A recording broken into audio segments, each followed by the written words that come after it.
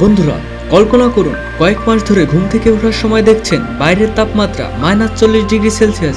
এই জায়গাগুলি যেখানে শীত কেবল একটি ঋতু নয়, এটি জীবনের একটি উপায়। বন্ধুরা, বঙ্গফ্লেক্সে আপনাদেরকে স্বাগত।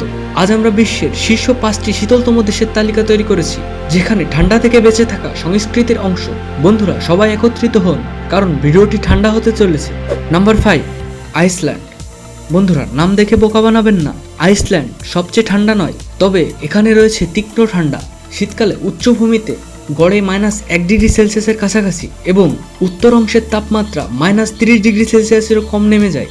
চলুন বন্ধুরা, জেনে আসা যাক আইসল্যান্ডকে কি অনন্য করে তোলে। বন্ধুরা, এই অত্যাশ্চর্য আর্কিটেক্ট আশ্চর্য ভূমিতে আগুন এবং বরফ সহাবস্থান করছে। Number 4, Mongolia. বন্ধুরা, এশিয়ার প্রাণকেন্দ্রে মঙ্গোলিয়া অবস্থিত। এটি বিস্তীর্ণ বনভূমি ও কঠোর শীতল একটি দেশ। জানুয়ারিতে এখানকার তাপমাত্রা প্রায় -40°C নিচে নেমে যায়।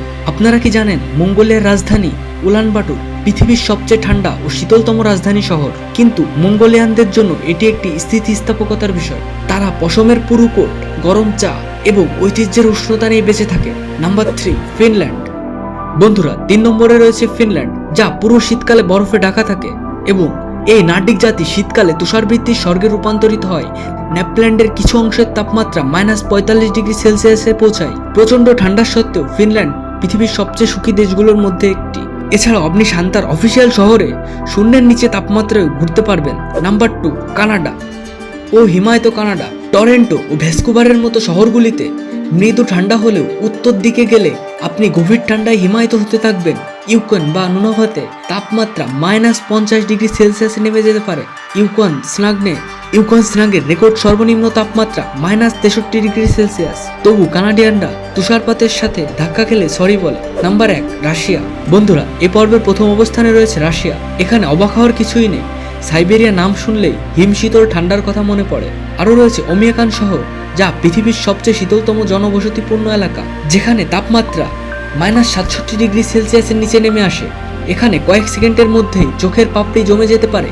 এ শহরে গাড়ি ব্যবহার করতে হলে সপ্তাহে 7 দিন 24 ঘন্টা ইঞ্জিন চালু রাখতে হয়। এখানে ঠান্ডা মূলত ঠান্ডা নয়, বেঁচে থাকার একটি পরীক্ষা। বন্ধুরা, এই দেশগুলি ঠান্ডার অর্থকে নতুন করে সংজ্ঞায়িত করে। হিমশীতল ঠান্ডা ভূমি থেকে শুরু করে শীতকালে বেঁচে থাকার জন্য নির্মিত সংস্কৃতি, তারা আমাদের দেখায় যে ঠান্ডা কতটা শক্তিশালী ও সুন্দর হতে পারে। আপনি কি এদের মধ্যে ঠান্ডায় বাস করার সাহস করবেন? তাহলে কমেন্ট করে আমাদের জানান। এরকম আরও ভিডিও পেতে চ্যানেলটি সাবস্ক্রাইব করুন। ধন্যবাদ।